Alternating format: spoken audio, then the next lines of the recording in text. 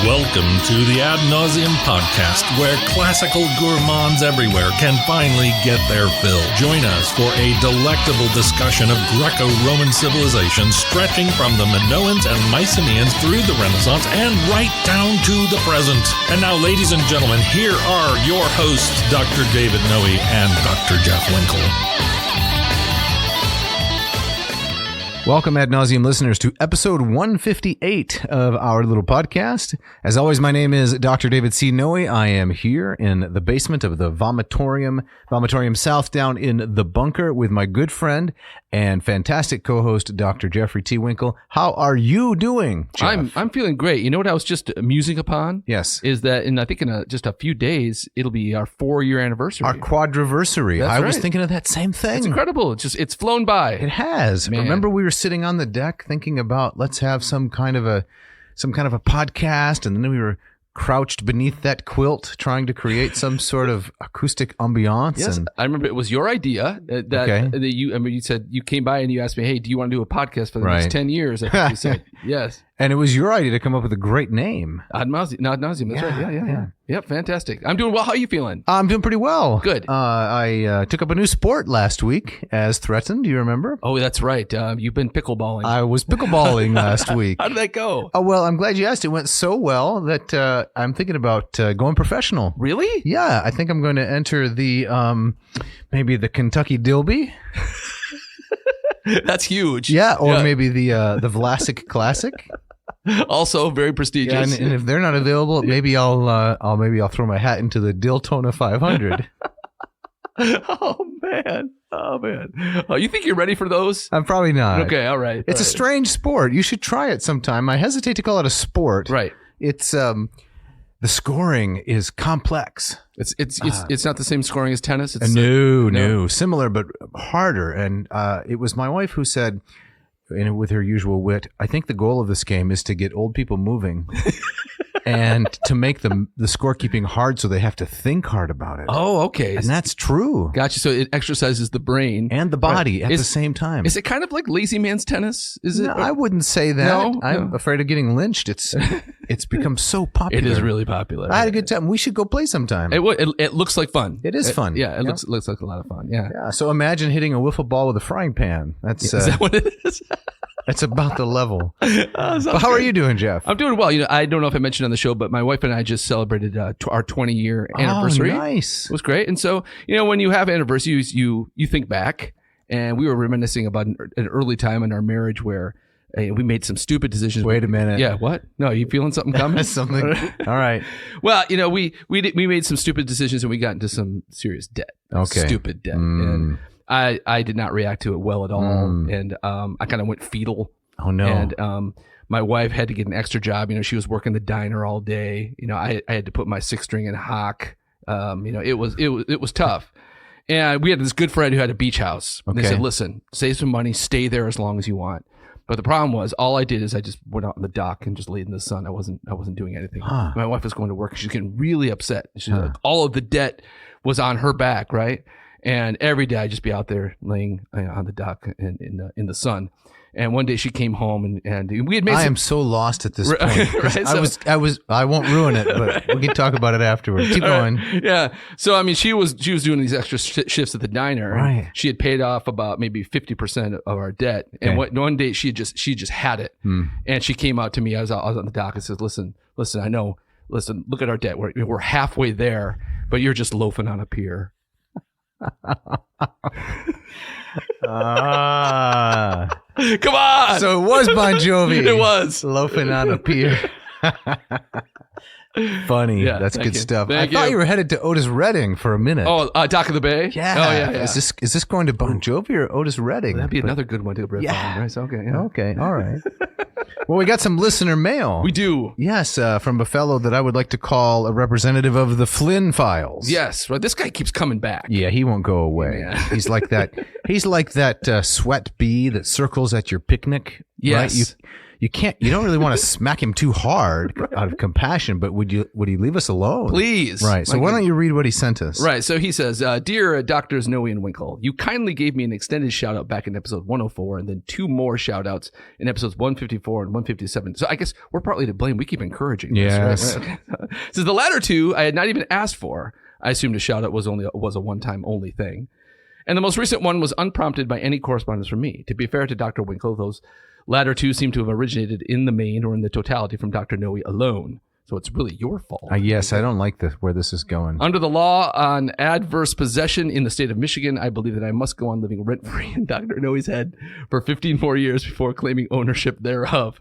Well, my goodness, he's getting salty. He really is. And he's an Australian. Yes. So what does he know about the laws of the state of Michigan? Man, come on. Continue with this. All right. He says, despite Dr. Noe's assumption that I would object that you had already covered the subject of ancient athletics in episode 125, and so were debarred from ever mentioning it again, long sentence with the parenthetical, Tom, I am, in fact, far from being one to complain, even if you were to repeat a topic outright.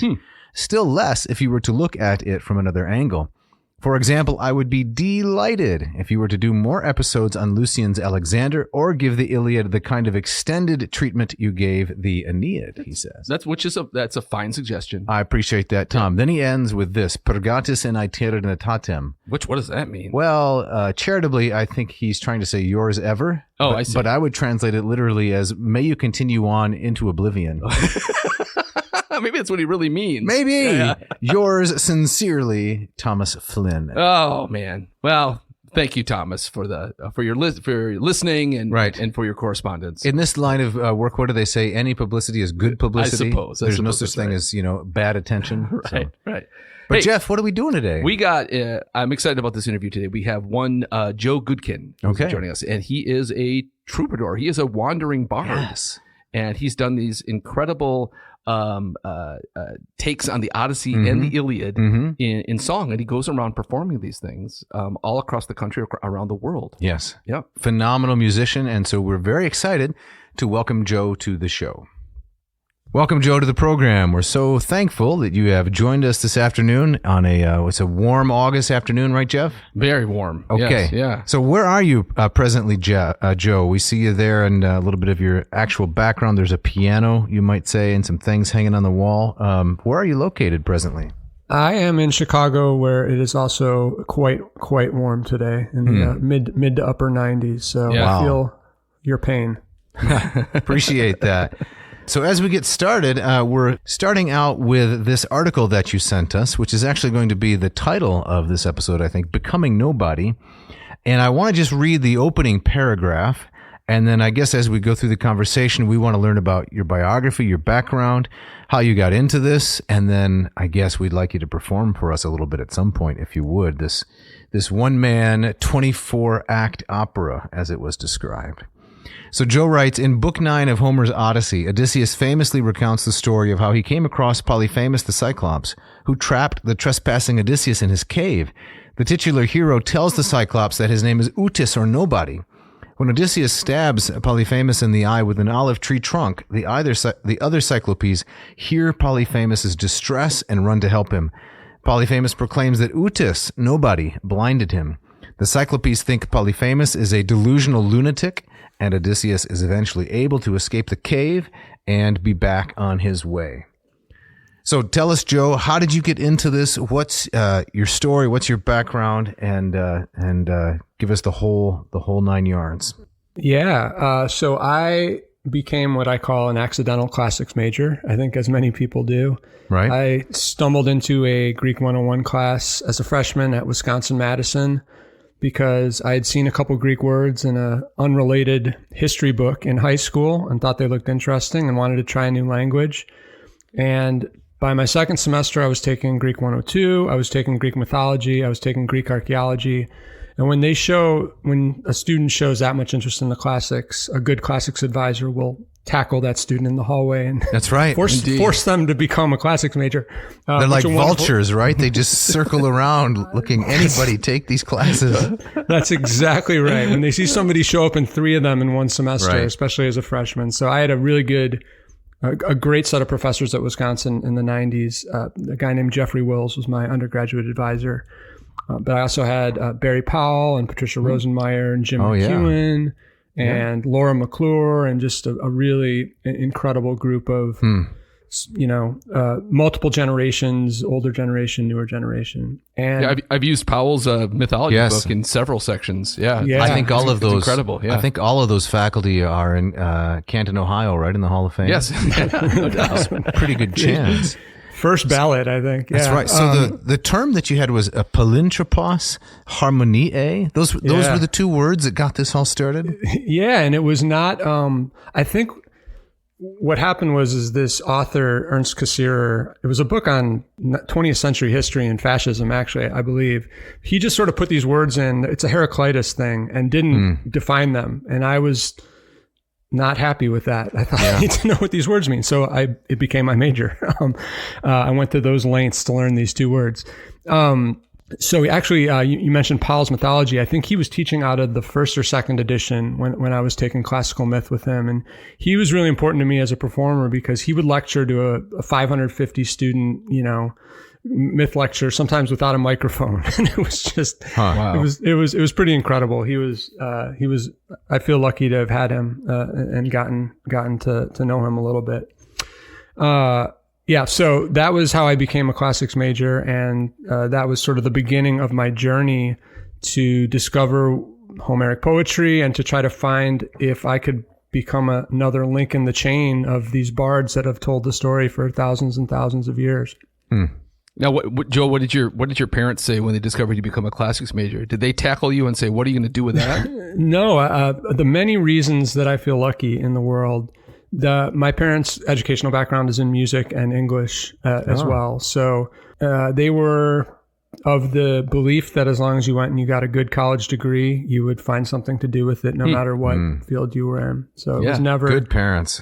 Yes, amazing parents, and also, to be fair, long enough ago that the cost of college was a lot different, and the considerations the pressures were different from what they are today, I think. Sure. So I feel lucky for that as well. I don't want to represent that wasn't also a part of why I was able to do that too. Right. Now, after you graduated, did you remain in Madison for a while, looking to somehow leverage a classics degree into Fortune 500 kind of employment? How did you know? I mean, you guys have done a lot of these interviews, right? Yeah. with that path.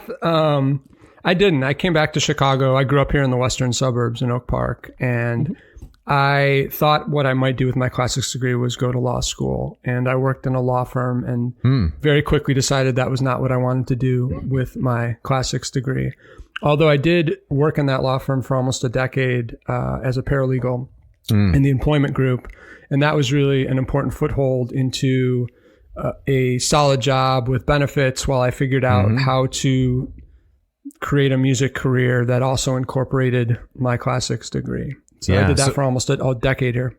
Okay. Had you been doing music all this time? You mentioned that your parents were in music. I mean, did you grow up playing instruments and singing? And yeah, neither one of my parents did it as their primary occupation ever, but they both have played, and they're both still around for their entire lives and sang. So music, I can barely remember not being able to read music. I learned at an early age from my father, who was a pianist.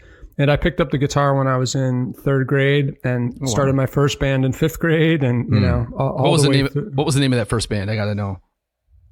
I believe we were called The Nothing, which really does a nice nexus with the Odyssey here. Yeah. That's right. Which it's a pretty cool name too. And I have to say, I'm sure for a bunch of 10-year-olds, that was probably the coolest thing about that band, I think. Yes. That and the pizza we'd have our parents order for us, I guess. Yeah. So I wanted to ask if the law firm was something like Antinous and Associates. Was that It was a defense firm. Yeah. You had to get out of that because you felt like a suitor, right? That's it. They were very good to me. I worked at a firm called Baker and McKenzie, which at the time was one of the largest law firms in the world, and I had a boss who created a very kind and generous arrangement where as long as I worked, I think 20 hours a week, I could have health insurance. And when you're trying to figure out how to be a musician, that is about That's like gold right there. So I held on to that job for over a decade, actually. That's great. Working various number of hours a week. It was very good to me.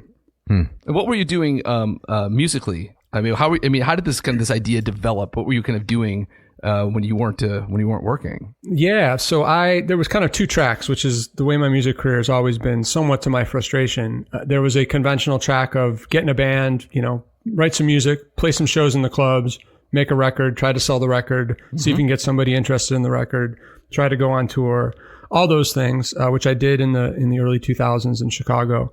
But on the side, I also was writing this one man, as you said, 24 song folk opera is what I called it, retelling of Homer's Odyssey. In addition to my classics classes where I got to read Homer in Greek and in translation, I had something that was in the comp lit department at that time, which was the themes of the Odyssey across, I guess you'd call it a reception class now, although in like 1998, nobody was using that word. So It was in the comp lit class. But we read Ulysses by James Joyce. We watched some movies that had themes of identity and home. So we watched like Planet of the Apes, and we watched Wizard of Oz, and we watched Waterworld, which is why the picture on that article is of Waterworld. I thought the best touch, I might say. Kevin Costner with a cigar in his mouth. Who's smoking a cigar on a jet ski? That's a new level. I don't think the Oxford publisher. Yeah. Anyway,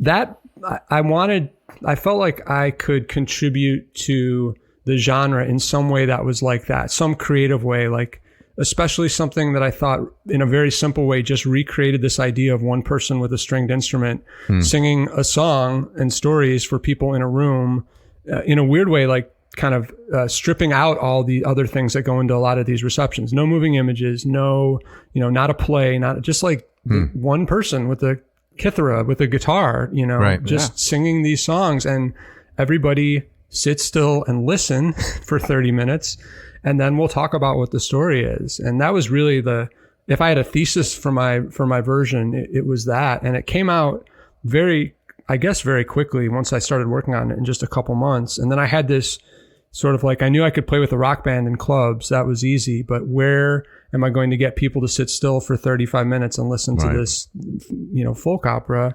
And the scary answer was 14-year-olds in freshman English. So, my joke is like, there's no less or more forgiving audience than a bunch of 14-year-olds, because if you come in and you're sort of this young person who comes into their literature class and plays for 30 minutes this song, you immediately have a leg up because you're not their teacher and you're not. Right. You're doing right. But also 14-year-olds have opinions, and they can smell fear, and they, so it was, after them playing at Ivy League schools was like nothing. I was like, this does not scare me because I've survived 14-year-olds years and years. So do you remember your first show then on this content? Yeah. The first time I played it all the way through in front of people was actually in my parents' living room. I curated a very nice non-14-year-old group of people, group of non-14-year-olds to help me with understanding if it worked and if I could get through it. But then my alma mater, Oak Park River Forest High School, gave me a gig to come out and try it. And in a couple other Chicago area schools, the Latin School, which is a private high school. So at the beginning, it was almost more just about, can I remember 35 minutes of music and get through it physically? Will my voice last? I wasn't even thinking about artistically telling the story. It was just this brute endurance. And it was constructed that way very much on purpose, in my head at least. I thought, if this is a story about somebody who's suffering through an enduring journey, I want the person who's performing it to have to work so that the audience can feel, the push and pull of a journey physically and see what the demand is on a performer, albeit, for only 35 minutes. But that turned out to take me a little while to get the mechanics down where then I could even think about doing artistic things with it. So you remember the comedian Gallagher, I'm sure, whose part of his bit was to use a sledgehammer on a watermelon? Yeah, I do. I'm wondering if, as you're playing this and you're describing it, I like the idea very much that you are trying to have the audience go through some of the rigors of the journey as well, that you are representing artistically and which Odysseus lived through Did you do anything in terms of throwing water balloons at them, or so that they would be a part of the experience? No, I made them sit still, and I did one of my concessions to subtle but important is I generally project the words that I'm singing as sort of super titles. And when somebody calls me out on it, that it's not really an oral performance then and it's textual, I just tell them to shut up. No, that's wise. Yeah, it is. It really wins over the audience. For the watermelons and the sledgehammers. But that's really my only sort of concession in terms of, giving the audience something else to grab onto other than me sitting on stage singing. Mm-hmm. And because of that, it's not a great video performance. I've seen videos of me playing it. It's just not what it's about. It's me sitting still playing for 35 minutes. And there's a couple good, streamable performances online, but it's designed to be in a room with somebody and sort of counter program all the other ways that people get media. Right. I was just going to say, I mean, it's such at odds with the jump cut, shrinking attention span, culture that we live in. Right. Yeah. It is. And it was, what's interesting to me is I've now been doing that piece since 2002. So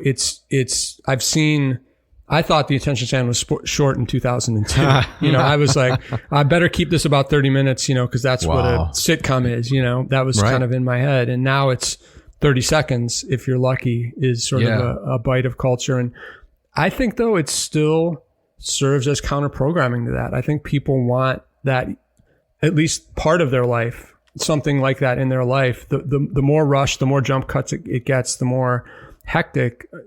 There's still part of the human soul that responds to it, and I see it over and over. It's like you either have to do the thing that's being done and do it really well, or you have to do something completely opposite. Like I think that's sort of the way to approach it. And my thing has become even more opposite and continues to become more opposite.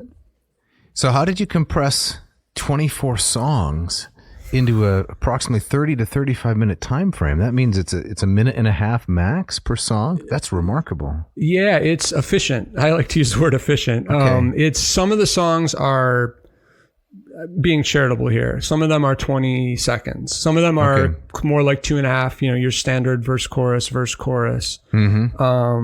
So it doesn't, my second Homeric piece, The Blues of Achilles, is 17 songs that all sort of, that one runs about 50 minutes. So that's much more like an album of songs that would be recognized as sort of full folk songs. But the Odyssey flows, the sort of the demarcations between the songs very much on purpose are not, the way you'd hear them on a record or you'd hear them live in a normal show.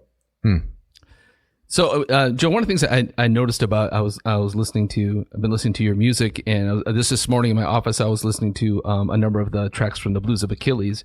Yeah. And correct me if I'm wrong, because I haven't listened to everything, but it seemed that your focus, it tends to be on the songs are kind of, they zero in on the kind of the human relationships. You have the song of between Thetis and Achilles, but I noticed that there wasn't as much about like the gods. Yeah. And your focus is much more on kind of the human element.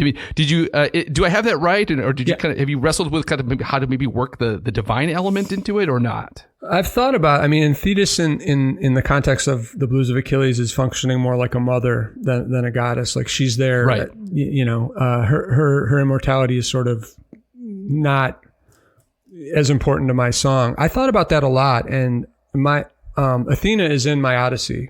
She is there sort of a couple times. What I thought about with telling the story of the Iliad was that there's a Tim O'Brien short story book, The Things They Carried, which people I think read now in high school sometimes. And he has a story in there, how to tell a true war story. And I thought about, because I think what I react to in the Iliad and the Odyssey is I find that they are true stories. Like that's the way they feel to me, not necessarily the details, but they tell human truths in a way that I think Tim O'Brien says you feel it in your gut or something like that, And so I thought, well, if I want people to feel the reality of the Iliad and war, as soon as I allow in a supernatural element in the way that it's represented in the Iliad, that pulls people out of because of the way brains function now, I don't think that would have been the case to the original audiences. They could have integrated the two. But I felt like when I got to this important bickering family on a mountaintop that comes in every now and then, it would pull people out of the human relationships, and they think, well, this story's not real. And I really, really wanted people to feel that reality the way I feel it. So that was why I made that choice very consciously. So you're more Thucydides than Herodotus. I've been called that, yeah. Thucydides with a guitar. That's wow. Interesting. Yeah. I've been looking for branding stuff. I don't know if that's. I don't know if the algorithm. I always say I make anti-algorithm music, so maybe Thucydides with a guitar can. That's good. I like that. So go ahead. No, please. I was just going to say that led me to have to sort of figure out the way the gods function in the story from sort of a storytelling standpoint. And one of the things, I do actually break up the songs in the Blues of Achilles, whereas the Odyssey's played all the way through. Once I start playing, I don't stop, and I have played through some absolute, performer's nightmares of interruptions. The Blues of Achilles is very much like I never play more than 2 songs in a row. I introduce the songs, I tell the story.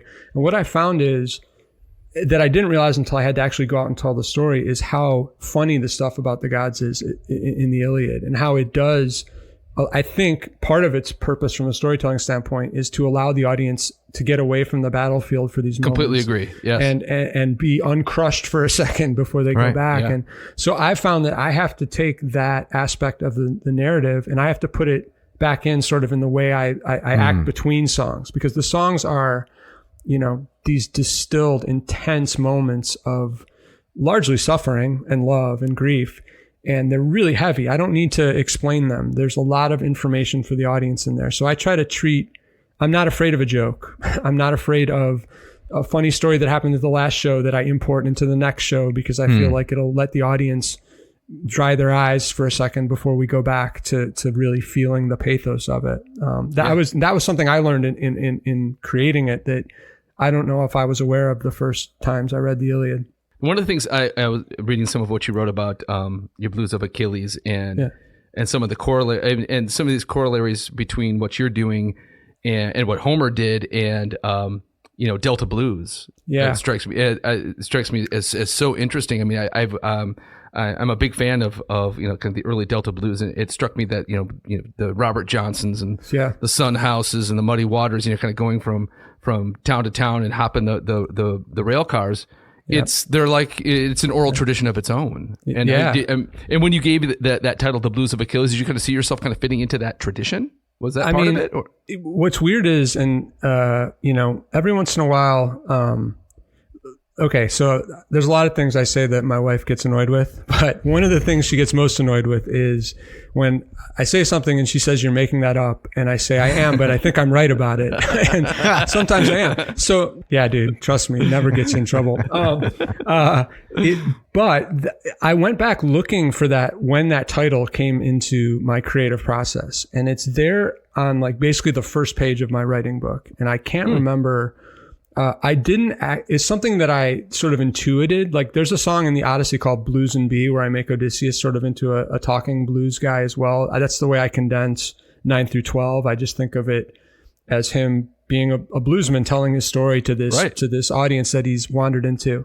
But I never done the actual intellectual reading and the academic work to sort of be on firm ground with what you just said. I knew intuitively that there had been this oral tradition, but I found, and I may have referenced this in the piece too, that you referenced, there's a scholar named David Evans out of, and he studied actually under Albert Lord in Comp Lit, among others. Wow. And he, in the 60s, tracked down some of these still living bluesmen and did analyses of the way they played a certain turnaround in one song.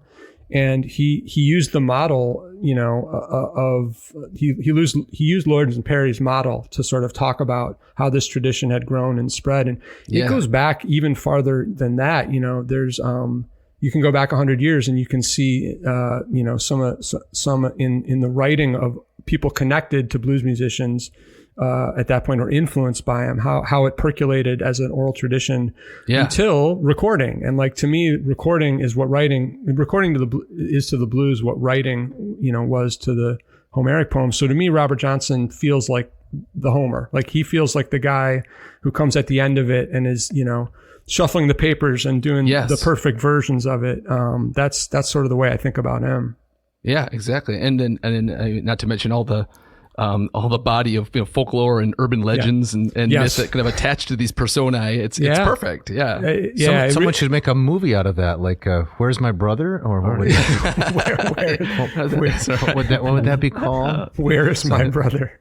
Yeah, that was funny about that movie Up, though. That was what was happening when I was writing. In terms of reception, that was what I had to work off of when I wrote my Odyssey. There was not, because I like to, nothing will get students to pay attention to you than when you start a sentence with "when I was your age," as you know.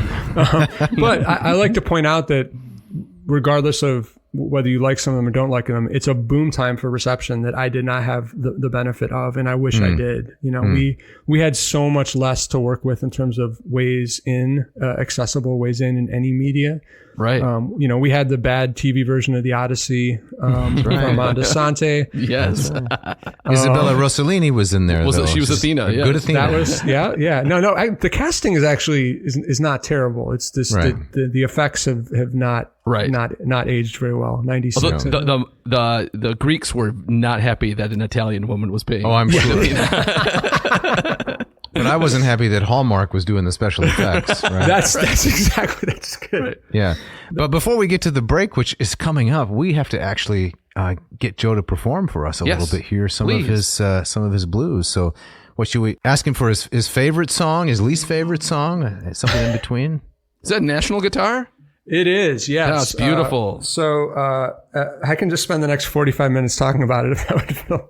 Yeah. So this is actually, you guys are in Michigan, is that right? That's right. So this is a company in Michigan called Mule. I think they're in, I should know this, Traverse City maybe, or somewhere up in that area. Jeff, you don't know I don't know this, no. Yeah, he started as I got this in 2018 specifically. It's a single cone resonator. To write this piece, I wanted a guitar that looked like it could be a weapon in war. And it's certainly heavy enough. But check him out. It's a Mule. He does... How do you spell that? M-U-L-E, just like the animal. Okay, Mule. Okay. Yeah. I don't know if he actually makes single cone resonators anymore, but he does make tricone resonators, and he makes these incredible metal bodied Telecaster style guitars called Mules. I mean, he does really cool work, and this sort of wandered into my life like a magical instrument. So you're losing me a little bit here, guys. Single cone resonators, dual cone. Can we tie this to the classics somehow?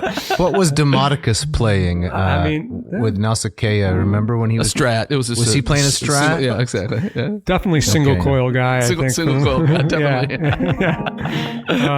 So why don't the very first song the song that sort of cracked the story of the Iliad open for me as a writer, I was blocked on this story more so than the Odyssey. I found the Odyssey easier. I don't know. I found more paths in, sort of more ways to see the universality that were a little bit easier for me. Maybe because of the course I took in college. Maybe because I was a young person, developing my own identity, and that was and maybe because I, have a mother and father and could relate to a lot of the family dynamics. But the Iliad is such a world that I was not familiar with before I started writing this, that I spent a long time reading and writing and interviewing people and trying to get comfortable with the vocabulary of warriors, real warriors, and how to speak for them when I don't have that experience. That was really important to me. So the song that cracked the whole thing open for me was I was basically gifted an interview with a Gold Star father who had lost his son in Iraq. And his experience was so eerily similar to Priam. His son's body wasn't recoverable. He actually went to the lengths of going to Iraq and gathering up dirt as a body to get closure, which is really incredible. And I got this interview with him, and then I wrote the first song, which is a summary of book 24 from Priam's point of view, and it's called Hands of Grief. So why don't I go ahead and play that one if that's cool? Let's do it. You guys can hear the guitar okay? Yeah. Okay, all right. Well, I'm before you on my knees, kissing the hands of my grief. My son was cut down in the fighting, and your hands took him from me. He was strong as a lion, with a full head of hair. And now it's caked with dust and rotten, but I still see him everywhere. If he had listened to my warnings, maybe he'd still be at my side. He knew the risk but fought for glory, and when he fell, part of me died. I don't have much more to give to a world that's bled me dry. I don't have much life to live, or many tears left to cry. So think of someone who you love, who might someday be like me, and grant mercy to my son's body,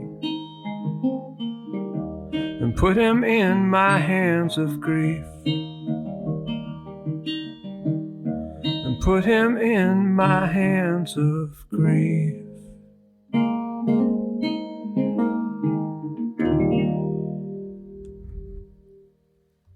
Ah, fantastic. That's really beautiful. Really nice. Thank you. Thank you, Joe. Everything about that I like. And I think without the typical flippant remark, the segue, we should just go to the ads now.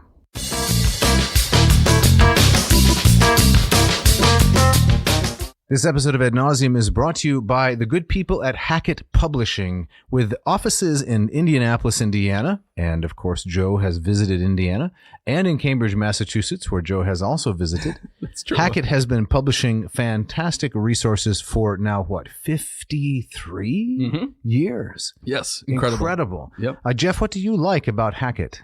I love the way my students respond to their translations. And so just this very morning, I had a student in my first myth class of the semester, and she, her father is a professor, and her father has taught from and read several translations of the Odyssey. And she said, my dad was so excited when he saw that you had Stanley Lombardo's translation ordered for this class, because he says it's the best one. Huh. And so I love that Hackett makes good use of wonderful translations like Stanley Lombardo, and then packages it in a way that is very affordable for for my students who don't have a lot of money. What do you like about Hackett, Dave? Oh, well, so many things. I like the affordability. I like the broad range. Maybe that's what I like the best, is they have so many wonderful things on offering. Yeah. And coming up, end of September, early October, we're going to have a special guest, one of their fine collection of translators. Our good friend Diane Arnson-Svarlin is going to talk about some translations of Aristophanes that she has done. But you want Aristophanes, you want epic poets like Ovid's Metamorphoses. We got 2 translations. Indeed. The Stan Lombardo and the Ambrose. That's right. And also Plato, a new Aristotle series, a landmark, Xenophon, Herodotus, Thucydides, you name it. Yeah. These folks are publishing great classics. But is it only the classics? No, of course not. You can find stuff from all different corners of academia, history, philosophy, religion. Check out Hackett Publishing's website, HACKETT publishing.com. Check out their amazing catalog. Your jaw will drop at the affordable prices. And do yourself a favor. Order yourself some books and then drop this coupon code into the box, AN2024. And Dave, what will get them? Well, it'll get them, first of all, the opportunity to support what could be their favorite podcast. Yes. Or at least in the top 100. I hope so. And it will get them 15% Did I say 50? No, No. No. 20% off the entire order. That's right. And free shipping. So don't curse the darkness. Light a candle and use it to read a book from Hackett. Do it today. This episode of Ad Nauseam is also brought to you by Ratio Coffee. Ratio Coffee, the brainchild of one Mark Hellwig. I think you often refer to him as an entrepreneur. That's correct. Right. He originating out in Portland. That's right. And I've heard that out there in the Northwest, they know something, a thing or two about coffee. I think so. Yes. You are absolutely right. Where he started this company. That's correct. To make these incredible pour-over machines and take coffee making to the next level. That's correct. So they started shipping the Ratio 8 in January 2015, so more than 9 years ago. Wow. But first they had to design this revolutionary product. And Mark says, we made a ton of mistakes along the way. The journey unfolded over nearly 2 years, starting with concepting meetings, design iterations, market research, prototype development, production facility visits, and lots of continuous refinement. Sometime ask me about the 4 pallets of hand-blown glass parts we had to recycle because they didn't mate properly with the metal parts. Oh, man. That sounds like a nightmare, doesn't it? It does. He says, developing a product built of natural materials with a high design aesthetic that delivers a consistently exceptional product, great coffee, is a lot harder than I thought. And I thought it was going to be pretty hard. Well, I'm glad we're on this side of the process. There was a lot we learned, and we had a lot of fun. I, for one, am glad that Mark persevered through the design me too. Aspects, because now we have the Ratio 8, the flagship, what your sons like to call the Millennium Falcon of coffee makers. That's true. Yeah. And the Ratio 6, you were a longtime user of the 6. Yes. How was that it. experience? I loved it. Yeah, it was a great machine. No complaints. I mean, I just had the opportunity to level up to the 8. Yep. Which is fantastic. And then coming soon, we've got the 4. That's right. The first affordable and beautiful half-batch pour-over machine. The 4 is Ratio's smallest brewer yet, an agile, sleek machine. I think it'd be good at pickleball. That puts out between 5 and 20 ounces of coffee per batch. Enough for 1 to 2 reasonably sized cups or 1 big travel mug. I got to tell you, Jeff, the 4 is going to ship in October. Yes. And I am so excited because I'm signed up for one. And I might just temporarily retire the 8. Really? Well, I might mothball it. I don't know, leave it to my great-great-great-grandchildren because it'll still be doing fine then. Yes, yeah. Because I'm really the only one in my family that drinks coffee. That's right. Yes. And I'm thinking the 4 is going to hit the sweet spot. That sounds great. I would love to have one for my office. It seems to be perfect. You would be even more popular among all your colleagues than you already are. Indeed. They're right. mobbing your office, right? Oh, constantly. Yeah. Yes. Jeff, can you help me with this? Jeff, can you help me with that? But now with the coffee. Oh, man. It takes it up a notch, right? So this is coming out in October. We're gonna listeners should stay tuned. We're gonna hopefully have a giveaway. That's correct. Yep. So I'm excited about that. So hey, listeners, go to ratiocoffee.com. Check out these wonderful machines. The 8, the 6, coming soon the 4. If you want to pick one of these up and get a bargain, type in this coupon code. Coupon code. Sorry, for August. ANCOP8. The P, Dave, got any idea? Let's see. I think it stands for. Before it has stood for prodigious, profound, preciosity. Phenomenal, maybe. Oh, I like that. Phenomenal. No, we had done that one already. Okay. Boy, I'm really at a loss. Man, I could say nonplussed, but no, that won't work. Right. How about we leave it to the listener this time to figure out what the P stands for? They can fill in the blank. Definitely does not stand for percolate. No, absolutely does not. This is an automatic pour-over machine. That's right. ANCOP8. That will get you 15% off your entire order. Check it out.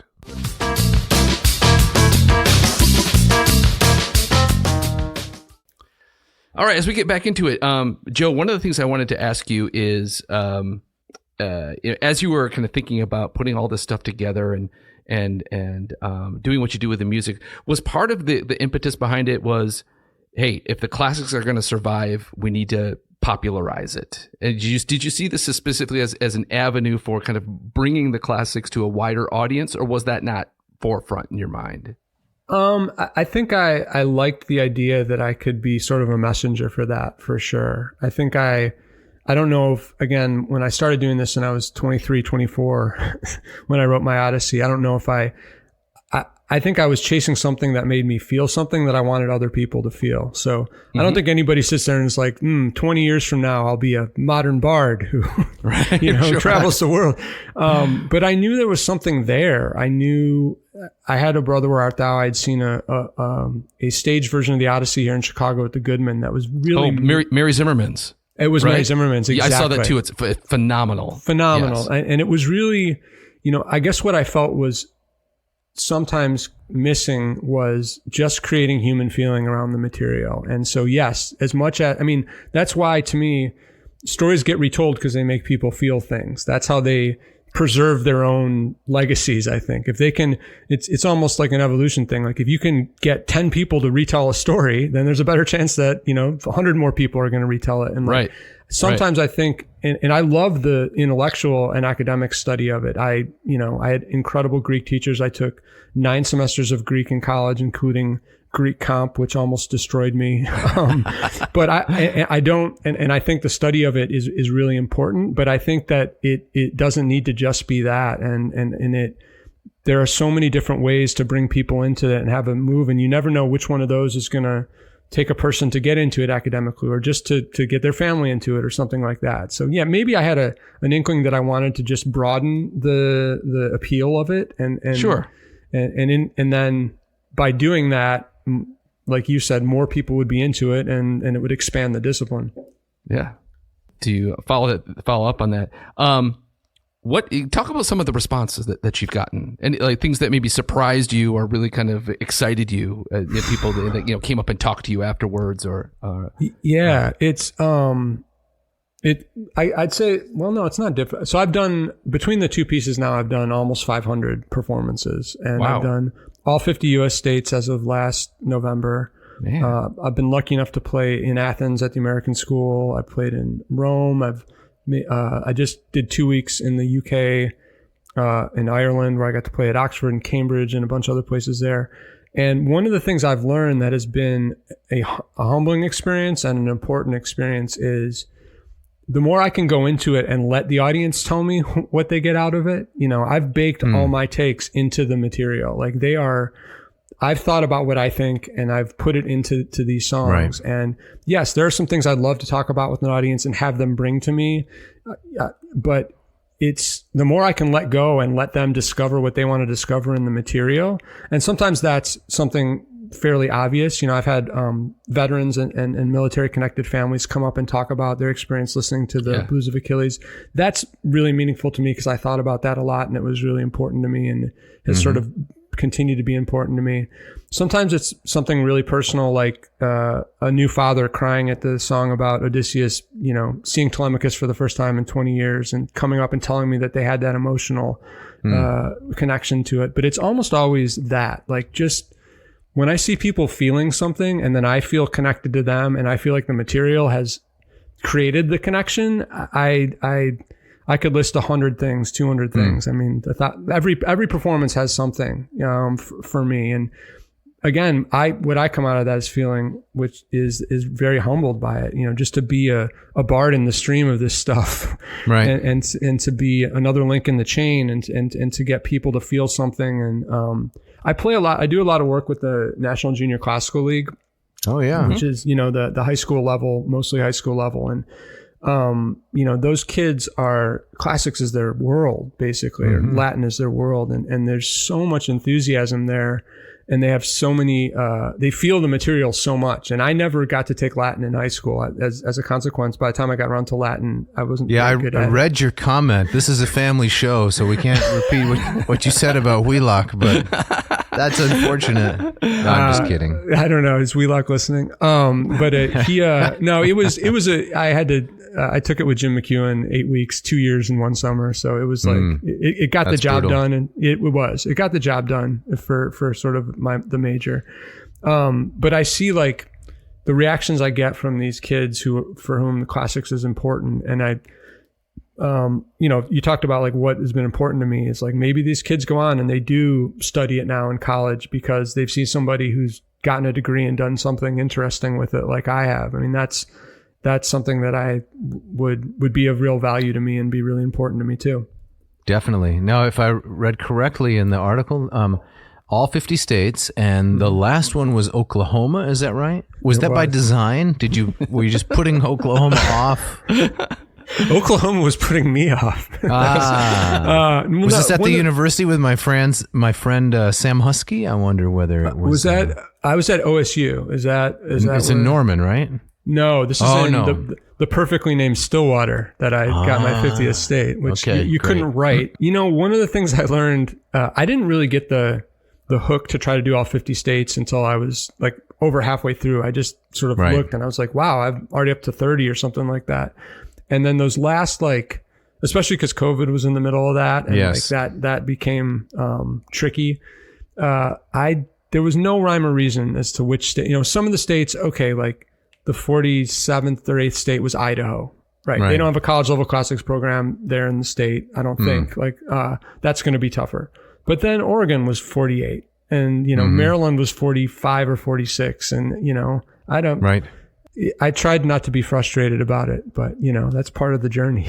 Sure. And I got there. Odysseus had lots of frustration, right? I mean, he's stranded on Calypso's island for 9 years, and it goes on and on. So that's it. Yeah. So I knew I'd eventually get there, and it also became kind of fun to try to figure out how I would get to some of these harder states that either don't have the infrastructure to support these performances. So I got some really nice support from the Society for Classical Studies to go up to Alaska to play Homer and Homer, which I thought was great. Clever. Yeah. That was neat. I got some support from them to, I think the show in Idaho, which was at the BYU Idaho, they supported travel on that. They gave me a couple, I think they're calling it Ancient Worlds Modern Communities, where they try to do outreach stuff. So they've been very generous to me. And, you know, I've gotten money from CAMWAs, and, you know, it's all hands on deck. Whoever wants me.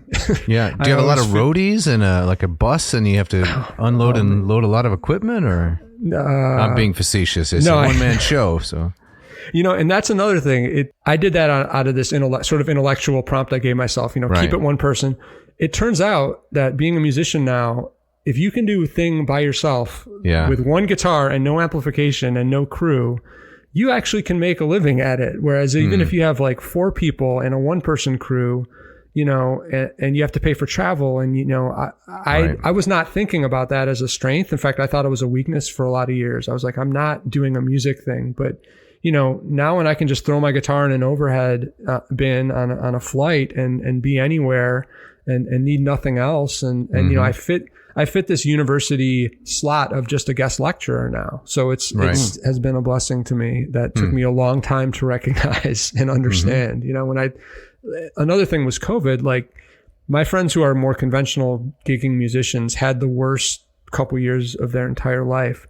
It turns out what I do works great on Zoom. And when all these schools were looking for interactive online content that was interesting, I can come and play 35 minutes and do a discussion for all these people in these Brady Bunch boxes. And, you know, I worked as much those two hard years of COVID as I did, you know, I just wasn't traveling. I would play an East Coast school in the morning and a West Coast school in the evening. And it was wild and incredible. And I feel, again, really blessed to have had that opportunity. Now, Joe, I did my grad work at Northwestern, and so I lived in Chicago for a number of years, mostly kind of the mid to late 90s, during which time it was a great time for music. You know, I was there as, you know, the Smashing Pumpkins were blowing up, and Wilco, Liz Phair. So I got to ask about influences in any kind of specific kind of Chicago music. Yeah, you listed 2 of them right there.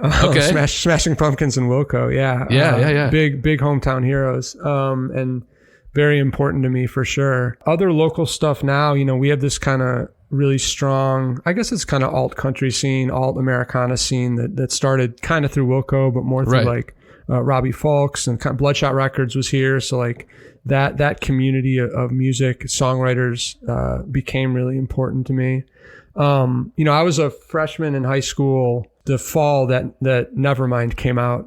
Oh yeah. You know, that fall of grunge basically. So Pumpkins were huge for me, and all those first generation grunge bands were super important to me. But now, if someone just would, you know, rewind on this podcast and listen to the song that you just played, it would be hard to kind of say, oh yeah, clearly a Billy Corgan influence there. So I mean, I would assume like more blues or Dylan or Dylan, folky stuff like that. You know, Nick Drake and Joni Mitchell and I'm trying to think of, you know, some of the other songwriters. That stuff I was really into classic rock when I was learning to play guitar. So I was, my first dog was named Hendrix, if that tells you anything about who. Finally, something I can relate to. Yeah. Scrape away this grunge stuff. Anyway. Yeah. And I was into the blues, but I was more into the guys who were like Freddie King and Albert King and Albert Collins and Stevie Ray Vaughan, kind of those more lead players. I didn't work my way back to kind of that folk blues songwriting tradition until later. It wasn't, it was much harder to get into music then, clearly. Like it was harder to find music and harder to discover it. Right. But I've definitely trended more towards that kind of Americana folk. I use the word blues, I think, more broadly than most people do. I just I use it to sort of talk about any song that has sort of that folk form where there's like a repeating 12 or 16 bars. It doesn't have to be, what we think of as, sort of lame bar blues now. Right. So, yeah. So, Chicago's been a super important part of that whole tradition for a long time. Well, we'd like to ask you to play another tune for us because we're starting to wind down here on our time a little bit. And sure.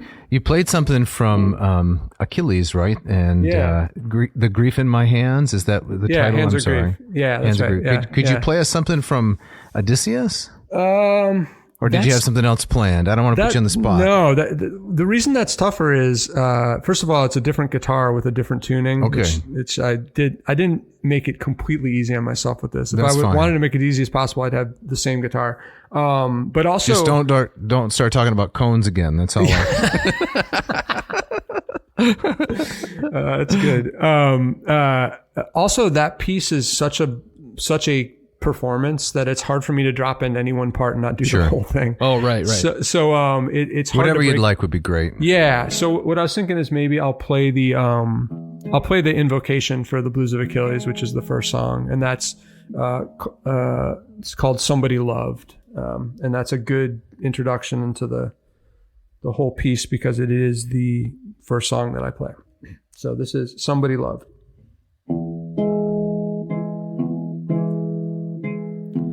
I sing of endless blood-soaked earth and bodies crumbling into dust, men turned animal with rage, consumed by violence and lust. Stretching back as far as time, long before the reign of Rome. I sing these songs for you today, for those who never made it home. All of them were bone. All of them were blood. All of them were flesh. Somebody loved.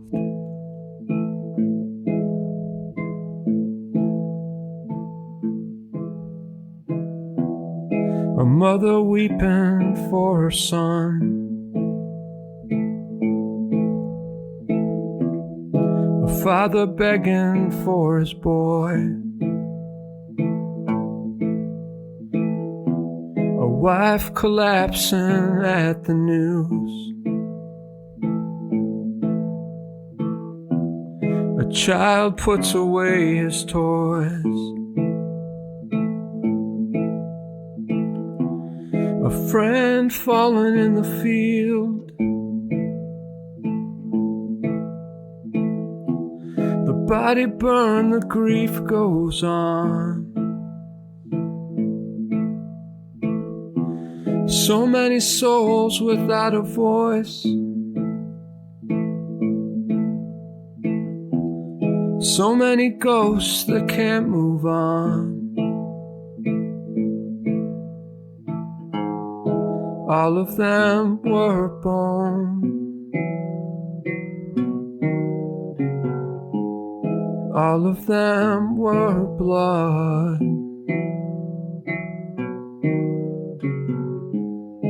All of them were flesh. Somebody loved.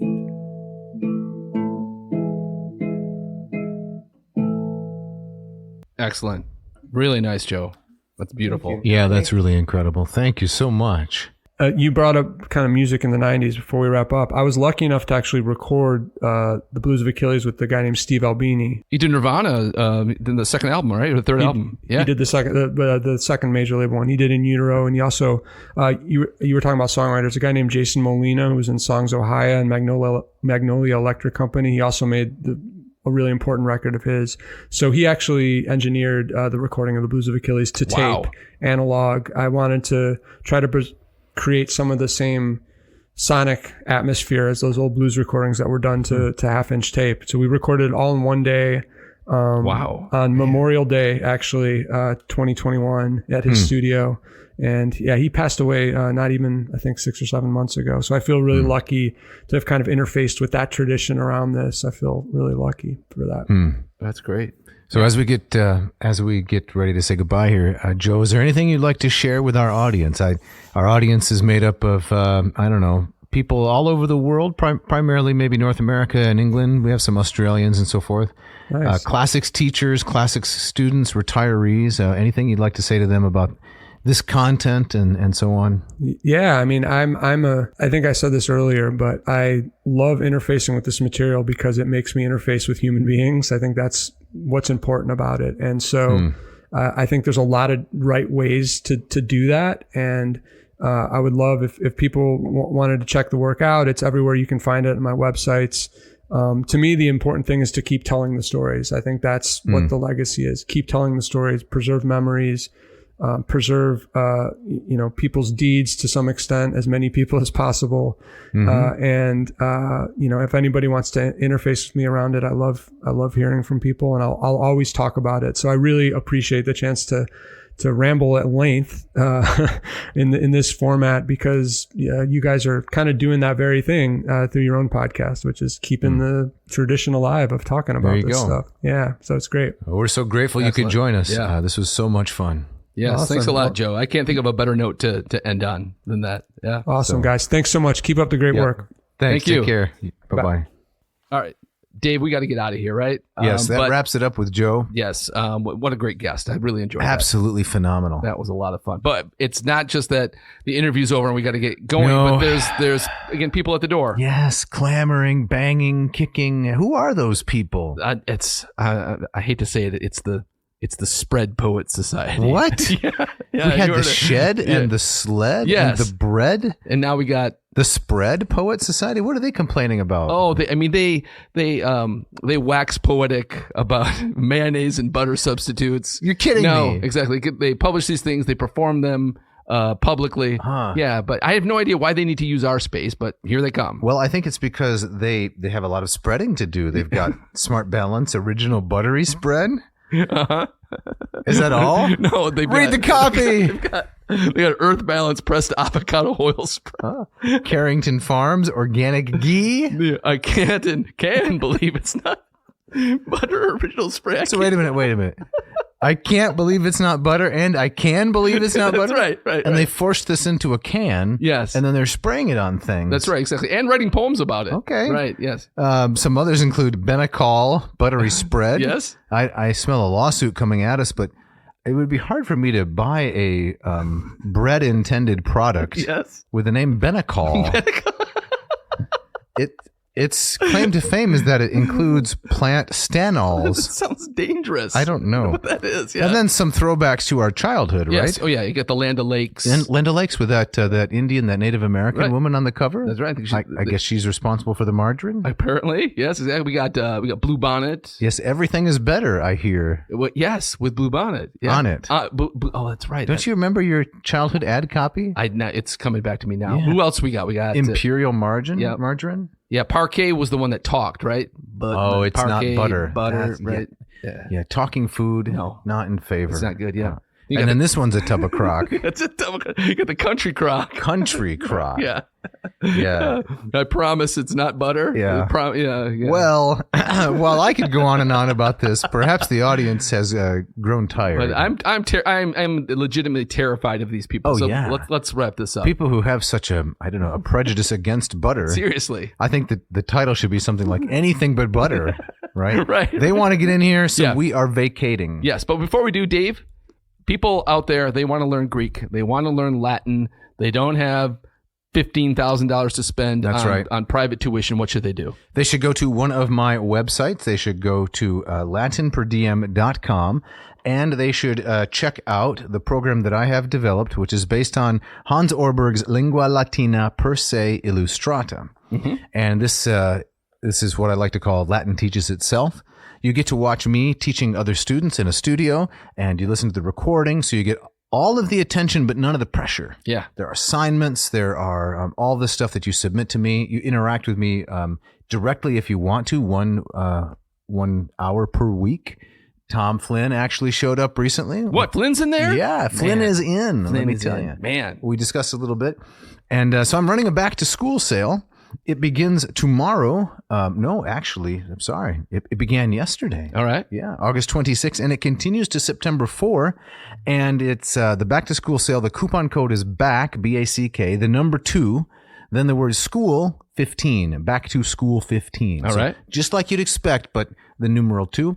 And this will get you 15% off any of my Greek or Latin courses. Sounds great. You can take Latin 1, Latin 2. You can bundle them. You can take my master class on Calvin or on Cicero or on Theodore Beza. And, of course, I've got Greek, too, at mossmethod.com. Now, I know, Jeff, you're a big fan of the office hours. Love the office hours. Yes. I wish that I myself could join them sometime. Sometime you can do a cameo. What are you doing on Friday mornings? Teaching, probably. Yes. Unfortunately, yes. yeah. But maybe I could Zoom bomb it sometime. You could, not loafing on a pier, Right. but actually working for a living. Yeah.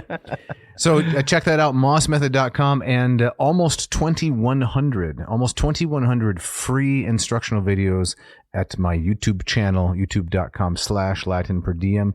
And if you email me nicely, I'll also send you free quizzes. Wow. So that you can take...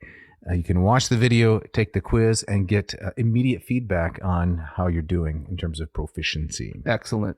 Hey, as always, we got people to thank. Dave, who would you like to thank today? I would like to thank Mishka, Yes. our dear sound engineer, who takes all of this, puts it together, makes us sound better than we do, and she does so with grace and charity and in a short amount of time. That's indeed true. And then also, hey, Scott Vincennes, Ken Tamplin, what about these guys?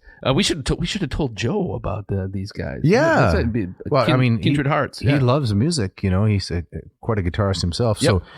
So Ken has this 5-octave vocal range. He's been trained by some of the best singers in the industry, as I understand. The guy can belt and passaggio and everything in between. Yes. And he has a vocal academy. And generous, personal friend, so generous with his music, sharing it for the intro and the outro with the screaming guitar by combination of Stevie Ray Vaughan and Eddie Van Halen. Yeah. Mr. Scott Van Zen. Yes. Again, so thankful to those guys for their generosity. Yep. So, Jeff, if they want to get in touch with us, if they want to be their own Flynn, what should they do? They should go to oddnauseum.com. And don't forget that V. They can check out everything on the website. They can write to us, Dave at oddnauseum.com, or to me, Jeff at oddnauseum.com. If they want to be like, if they want to get in like Flynn. That's right. Don't forget the V in the word nauseum. You want to get a shout out. That's right. And some gentle prodding pushback from us. Gentle? Well, but barbed from Dave's end. Yes. And what are we doing next week, Jeff? I'm making a declaration. We're going to do an episode on. Is it going to be geographical? It is going to be. It's going to be on Epidaurus and the Asclepia. All right. On ancient healing rites and the god of healing. Yes. All right. Yep. Sounds good. Looking forward to that. And Dave, you have our gustatory parting shot, I believe. Yes, I do. This is from one Washington Irving. I've heard of that guy. He wrote The Legend of Sleepy Hollow, and 1783 to 1859. Those are his dates. I had to look those up. So what did he live? 76 years. It's not bad for 19th century. Not bad. And this is what he wrote. The revenue arising from his school was small, and would have been scarcely sufficient to furnish him with daily bread, for he was a huge feeder, and though lank, had the dilating powers of an anaconda. Oh my goodness. But to help out his maintenance, he was, according to country custom in those parts, probably ate margarine, boarded and lodged at the houses of the farmers whose children he instructed. Do you know in the story who is this describing? No, I don't know. Okay, he but just went from farmhouse to farmhouse, teach a little, eat a lot, Yes. teach a little, eat a lot. I think that was his MO. the dilating powers of an anaconda. Yeah, that's a good line, isn't That is it? not, it's not bad. Dilating powers of an anaconda. Makes me hungry. Yeah. Hey, thanks for listening. Thanks.